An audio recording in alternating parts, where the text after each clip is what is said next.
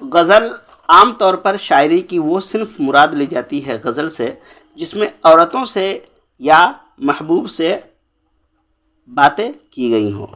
گویا کہ بنیادی طور پر غزل کی شاعری عشقیہ شاعری ہے، یعنی غزل میں جو شاعری ہوتی ہے وہ عشق و حسن والی شاعری ہوتی ہے۔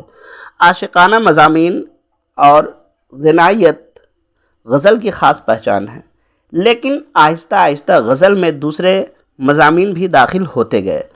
آج یہ کہا جا سکتا ہے کہ غزل میں تقریباً ہر طرح کے مضامین بیان کیے جا سکتے ہیں۔ یہی وجہ ہے کہ غزل آج بھی اردو کی سب سے زیادہ مقبول صنف سخن ہے۔ صنف سخن کہتے ہیں یعنی جس میں بات کی جاتی ہے۔ غزل ایک فارم ہے، ایک بات کہنے کا ہنر ہے۔ غزل کا ہر شعر اپنے مفہوم کے اعتبار سے مکمل ہوتا ہے، یعنی غزل میں جتنے بھی شعر ہوتے ہیں اس کا الگ الگ مفہوم ہوتا ہے، اس لیے سب سے زیادہ یاد رہ جانے والے اشعار بھی غزل کے ہی ہوتے ہیں۔ جس طرح غزل میں مضامین کی قید نہیں، اسی طرح اشعار کی تعداد بھی مقرر نہیں ہے، یعنی غزل میں کتنی ہی اشعار ہوں اس سے کوئی حرج نہیں ہے۔ غزل میں عام طور پر 5 یا 7 شعر ہوتے ہیں، لیکن کئی غزلوں میں زیادہ اشعار بھی ملتے ہیں۔ کبھی کبھی ایک ہی بحر اور ردیف و قافیہ میں شاعر ایک سے زیادہ غزلیں کہہ دیتا ہے، اس کو 2 غزلہ، سہ غزلہ، 4 غزلہ کہا جاتا ہے۔ غزل کا پہلا شعر جس کے دونوں مصرے ہم قافیہ ہوں مطلع کہلاتا ہے۔ غزل میں ایک سے زیادہ مطلع ہو سکتے ہیں، غزل بغیر مطلع کے بھی ہو سکتی ہے۔ غزل کا وہ آخری شعر جس میں شاعر اپنا تخلص استعمال کرتا ہے اس شعر کو مقطع کہتے ہیں۔ کبھی کبھی مقطع میں یا غزل کے درمیان بھی کسی شعر میں اپنا تخلص شاعر استعمال کر لیتا ہے، لیکن ایسے شعر کو مقطع نہیں کہیں گے۔ مثال کے طور پر میر تقی میر کا یہ شعر ہے، پھر موج ہوا پیچاں اے میر نظر آئی، شاید کہ بہار آئی زنجیر نظر آئی۔ غزل کا سب سے اچھا شعر بیت الغزل یا شاہ بیت کہلاتا ہے۔ جس غزل میں ردیف نہ ہو اور شعر قافیے پر ختم ہو جاتے ہوں اس غزل کو غیر مردف غزل کہتے ہیں۔ یہ غزل کے بارے میں ہم نے جانا ہے کہ غزل کیا چیز ہے، ٹھیک ہے۔ غزل کے بارے میں چونکہ غزل کے بارے میں جاننا یہ بہت ضروری ہے۔ اب دیکھیے مرزا محمد رفیع سودا، چونکہ ہم ان کی غزل پڑھ رہے ہیں اس لیے مرزا محمد رفیع سودا کے بارے میں بھی جاننا بےحد اہم ہے، ٹھیک ہے۔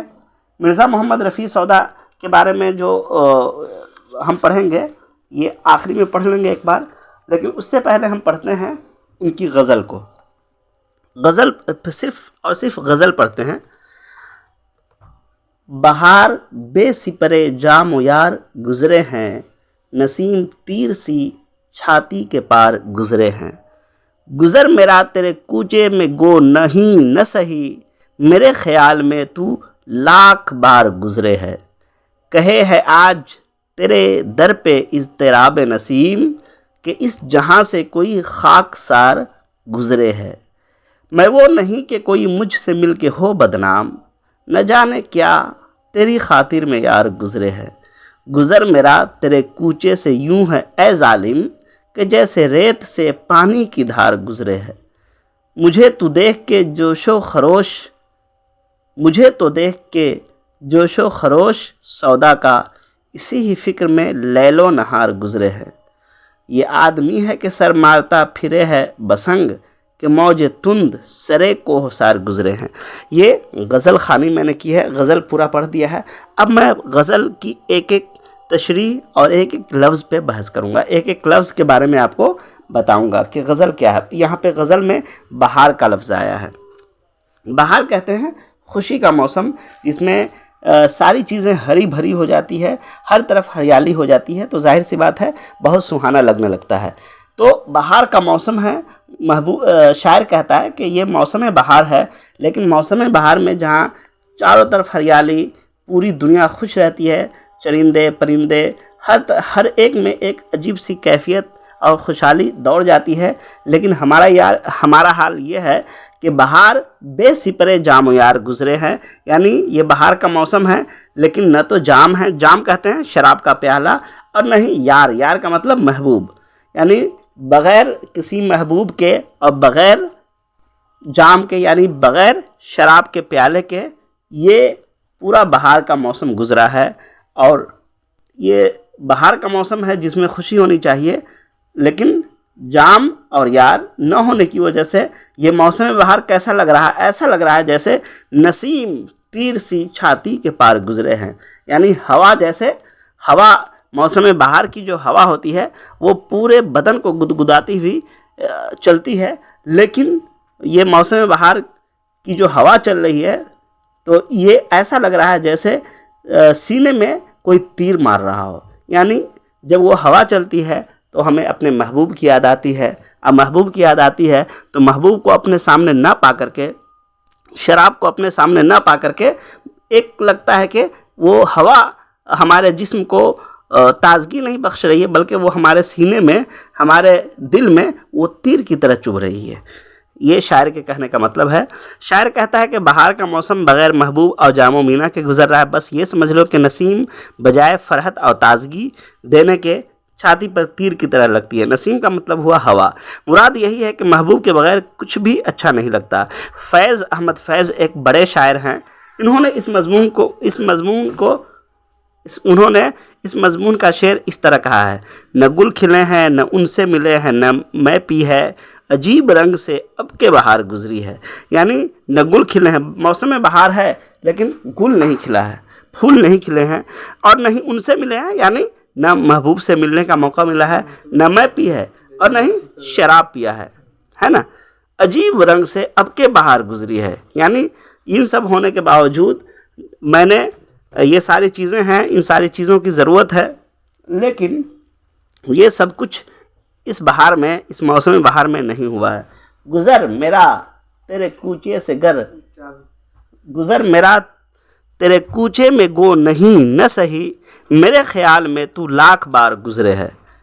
اب یہ کہتے ہیں گزر میرا، یہ شاعر اپنے محبوب کو کہہ رہا ہے کہ میں تیرے کوچے سے، تیری گلیوں سے تو میں نہیں گزرا ہوں، میرا گزر نہیں ہوا ہے، مجھے یہ بھی نہیں پتا کہ تمہارا کوچہ، تمہاری گلی کدھر ہے، لیکن میرے خیال میں تو لاکھ بار گزرے ہیں۔ یعنی میرے ذہن و دماغ میں ہمیشہ تیری ہی خیال، تیری ہی یاد رہتی ہے، اگرچہ تمہارے گلی سے، تمہارے گھر سے میرا گزر نہیں ہوا ہے۔ شاعر کہتا ہے کہ ہمارا تیرے کوچے سے گزرنا نہیں ہوتا نہ صحیح، مگر ہم تجھے بتا دیں کہ تو ہمارے تصویر میں لاکھوں بار آتا ہے، بلکہ حالت یہ ہے کہ دل کے آئینے میں ہے تصویر یار، جب ذرا گردن جھکائی دیکھ لی۔ اب تیسرا شعر دیکھتے ہیں: کہے ہے آج تیرے در پہ اضطراب نسیم، کہ اس جہاں سے کوئی خاکسار گزرے ہے۔ ایک ایک لفظ کہے ہے آج تیرے در کا مطلب دروازہ، یعنی گھر کے باہر جو دروازہ لگا ہوتا ہے وہاں پہ جا کر کے اضطراب کہتے ہیں پریشانی کو، نسیم کہتے ہیں ہوا کو۔ اضطراب نسیم کا مطلب ہوا ہوا کی پریشانی، مطلب ہوا آج محبوب کے در پہ اس طرح چل رہی ہے کہ جیسے لگتا ہے کہ ہوا میں کچھ غم ہے، ہوا اپنے آپ میں مغموم ہے، مایوس ہوا چل رہی ہے۔ اس مایوس ہوا کے چلنے سے ایسا لگتا ہے کہ کسی کا اس دنیا سے گزر ہوا ہے۔ تو شاعر کہتے ہیں کہ آج جو تیرے دروازے پر جو ہوا چل رہی ہے، اور ہوا میں جو غم ہے، ہوا میں جو سوز ہے، ہوا میں جو تڑپ ہے، وہ تڑپ کیا تمہیں یہ نہیں بتاتا ہے کہ آج کچھ ہوا ہے اس دنیا میں؟ تمہیں اگر نہیں معلوم ہے تو میں بتایا دیتا ہوں کہ اس جہاں سے کوئی خاکسار گزرے ہیں، یعنی اب تیرا محبوب اس دنیا میں نہیں رہا۔ اب دیکھیے، سودا نے اس شعر میں نسیم سحر کی اضطرابی کا سبب اپنی موت کو قرار دیا ہے، جس سے اس شعر میں حسن تعلیل کی صفت پیدا ہو گئی ہے اور شعر کے حسن میں اضافہ ہو گیا ہے۔ کہتے ہیں کہ اے محبوب، تیرے کوچے سے یہ جو صبح نسیم، یعنی صبح کی ہوا بے چینی سے گزر رہی ہے، اس کا مطلب یہ ہے کہ وہ تجھے ہماری موت کی اطلاع دے رہی ہے، تجھے بتا رہی ہے کہ تیرے عشق میں ہم نے جان دے دی ہے۔ چوتھا شعر دیکھیے: میں وہ نہیں کہ کوئی مجھ سے مل کے ہو بدنام، نہ جانے کیا تیری خاطر میں یار گزرے ہیں۔ میں وہ نہیں، یہ پورا جانتے ہیں، کوئی مجھ سے مل کے ہو بدنام، بالکل آسان ہے، ہر کوئی سمجھ سکتا ہے۔ اب نیچے ہے نہ جانے، اب کہتے ہیں کہ نہ جانے، مجھے پتہ نہیں کہ تمہارے دل میں، خاطر کا مطلب ہوا دل، کہ تمہارے دل میں کیا کیا گزر رہا ہے۔ میں تو نیک آدمی ہوں، میں بہت سیدھا آدمی ہوں اور مجھے ہر کوئی جانتا ہے، اور اگر میں تم سے بات کروں، تم سے ملوں تو تم بدنام ہو جاؤ گے۔ ایسا بھی نہیں ہے، کیونکہ مجھے ہر کوئی جانتا ہے، میں میری شرافت کی، میری پاکیزگی کی ہر کوئی قسم کھاتا ہے، مجھ سے مل کے کوئی بدنام نہیں ہو سکتا۔ اور ایک تم ہو کہ تمہارے دل میں پتہ نہیں کیا کیا خیالات گزرتے ہیں۔ پورا شعر کا مطلب ہے کہ شاعر اپنے محبوب کو سمجھا رہا ہے کہ تمہارا مجھ سے ملنا ایسا کوئی معیوب عمل نہیں ہے کہ اس ملاقات سے تم رسوا ہو جاؤ گے۔ پتہ نہیں تم کیوں اس طرح سوچتے ہو۔ اب اگلا شعر دیکھیے، گزر میرا تیرے کوچے سے یوں ہے اے ظالم۔ شاعر کہتے ہیں کہ گزر میرا تیرے کوچے سے یوں ہے اے ظالم، کہ جیسے ریت سے پانی کی دھار گزرے ہے۔ یعنی شاعر اپنے محبوب کو مخاطب کر رہا ہے ظالم کہہ کر، یعنی تیرے کوچے سے میں اس طرح گزر رہا ہوں کہ جیسے ریت سے پانی کی دھار گزرے ہیں۔ یعنی ریت سے پانی کی دھار کا گزرنا، یعنی ریت پر جب پانی گزر جاتا ہے تو پانی تو آگے چلا جاتا ہے لیکن ریت وہیں پہ رہ جاتا ہے۔ یعنی میں چلا گیا ہوں لیکن تم میری طرف بالکل دیکھتے بھی نہیں، ریت پانی کی طرف بالکل نہیں دیکھتا ہے، ریت جہاں پڑا ہوا ہے وہیں پہ پڑا رہتا ہے اور پانی کہاں کا کہاں بھاگ جاتا ہے۔ تو کہتے ہیں کہ شاعر اپنے محبوب سے کہہ رہا ہے کہ میرے محبوب، ہم تیری رسوائی کے خوف کی وجہ سے تیرے کوچے سے بالکل ایسے ہی گزرتے ہیں جیسے ریت سے پانی گزر جاتا ہے۔ اب دیکھیے، مجھے تو دیکھ کے جوش و خروش سودا کا۔ دیکھیے یہ آخری شعر ہے اور اس شعر میں شاعر نے اپنا تخلص استعمال کیا سودا۔ سودا کا پورا نام ہے مرزا محمد رفیع سودا، بہت بڑے شاعر تھے۔ تو سودا نے اپنا تخلص استعمال کیا، اس لیے اس شعر کو کیا کہیں گے؟ مقطع کہیں گے، چونکہ شاعر جس شعر میں آخری شعر میں اپنا تخلص جہاں استعمال کرتا ہے اس کو مقطع کہتے ہیں۔ مجھے تو دیکھ کے جوش و خروش سودا کا، اسی ہی فکر میں لیل و نہار گزرے ہے۔ یعنی شاعر کہتے ہیں، شاعر چونکہ خود سودا شاعر ہے، لیکن شاعر جو سودا ہیں وہ اپنے آپ کو خود نہیں بتاتے ہیں، لیکن وہ ایک دوسرا آدمی ہے اس کی طرف اشارہ کرتے ہوئے کہتے ہیں مجھے تو دیکھ کے جوش و خروش سودا کا، اسی ہی فکر میں لیل و نہار گزرے ہیں۔ یعنی سودا کا جوش و خروش اتنا زیادہ ہے کہ مجھے دیکھ کر کے، یعنی میں اپنے محبوب کی یاد میں، اپنے محبوب کو یاد کر کے میں اتنا زیادہ بے چین ہوں کہ جس کی وجہ سے سودا مجھے دیکھ کر کے جوش اور خروش میں آ گیا ہے۔ اور اسی ہی فکر میں لیل و نہار، یعنی لیل کا مطلب ہوا دن، لیل کا مطلب ہوا رات، نہار کا مطلب ہوا دن، لیل و نہار گزرے ہیں، یعنی اسی ہی فکر میں اپنے محبوب کی یاد میں ہی پورے دن اور رات گزرے ہیں۔ پھر ایک دوسرا شعر ہے کہ یہ آدمی ہے کہ سر مارتا پھرے ہے بسنگ، کہ موج تند سرے کوہسار گزرے ہے۔ یہ آدمی ہے، یہ کیسا آدمی ہے؟ یعنی شاعر کہتا ہے کہ یہ محبوب کیسا آدمی ہے کہ اپنے سر کو پتھر پہ مار رہا ہے۔ بسنگ، سنگ کا مطلب ہوا پتھر، پتھر پہ مار رہا ہے کہ موج تند سرے کوہسار گزرے ہیں، کیونکہ موج تند ہے یعنی تیز ہوا، کوہسار کہتے ہیں پہاڑی سے ہو کر کے گزر گیا ہے۔ پہاڑی سے ہو کر کے یہ ہوا یعنی محبوب کے بارے میں بتا رہا ہے کہ محبوب اب تو گزر چکا ہے، لیکن یہ محبوب کی یاد میں کیوں اپنے آپ کو دبلا پتلا کیے ہوا ہے، محبوب کی یاد میں اپنے آپ کو پریشان کیوں رکھتا ہے؟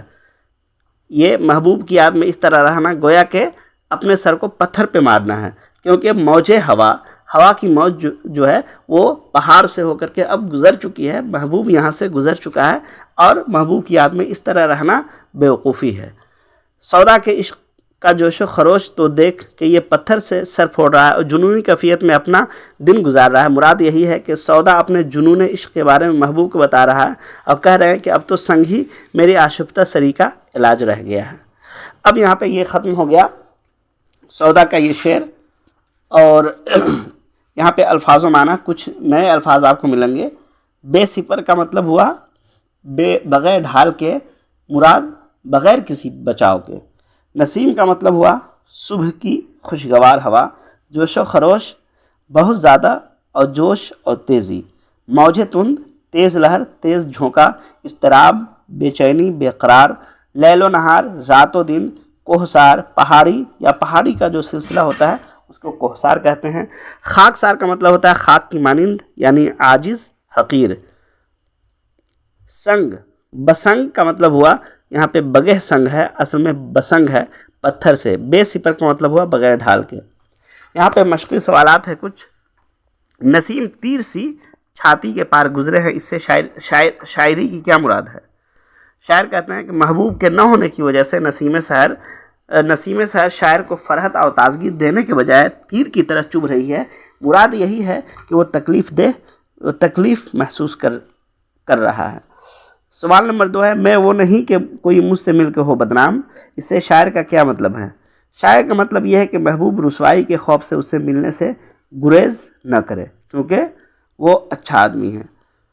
تیسرا سوال ہے، مقطع کے قطع بند اشعار میں شاعر نے اپنی کس کیفیت کا اظہار کیا ہے؟ شاعر نے مقطع میں اپنے جنون عشق کی کیفیت کا اظہار کیا ہے۔ یہاں پر کچھ عملی سرگرمیاں ہیں۔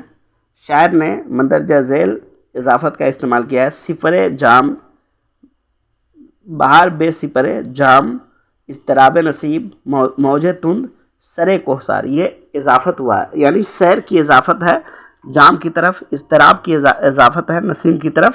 پڑھیں گے کیسے؟ اضطراب نسیم۔ موج کی اضافت ہے تند کی طرف، اس کو پڑھیں گے موج تند۔ سرے کوہسار، سر کی اضافت ہے کوہسار کی طرف، اس کو پڑھیں گے سرے کوہسار، یعنی پہاڑ سے ہو کر۔ موج تند، تیز ہوا، تیز جھونکا۔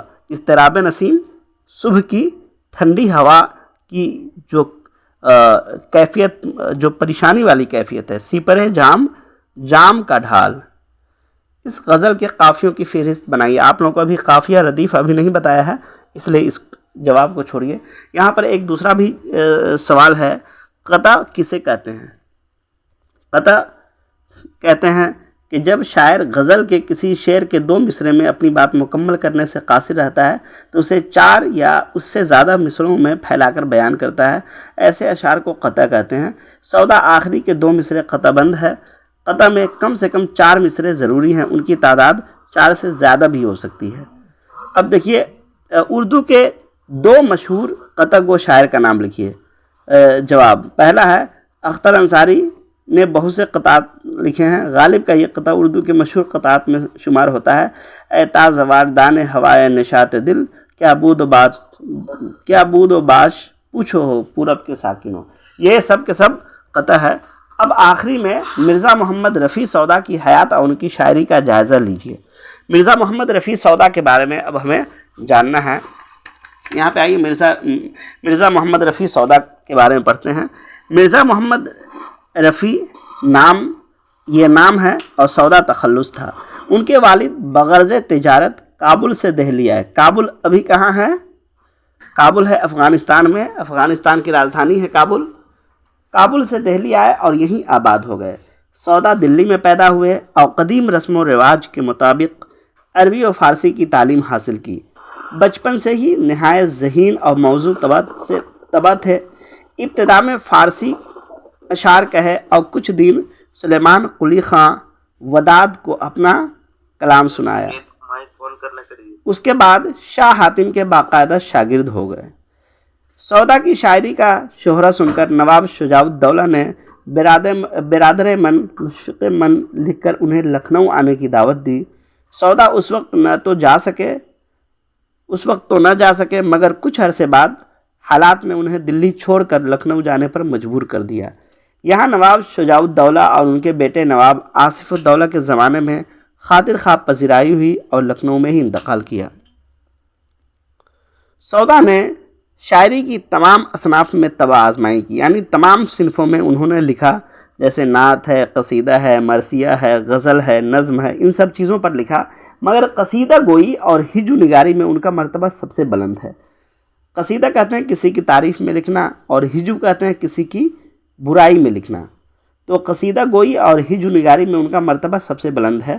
بادشاہوں کے زمانے میں ہوتا یہ تھا کہ بادشاہ اپنے دربار میں ایک شاعر کو رکھتے تھے اور وہ شاعر جو ہے بادشاہ کی अच्छाई بیان کرتا تھا، اور کبھی شاعر کا موڈ خراب ہے تو وہ اس کی برائی بھی بیان کرتا تھا۔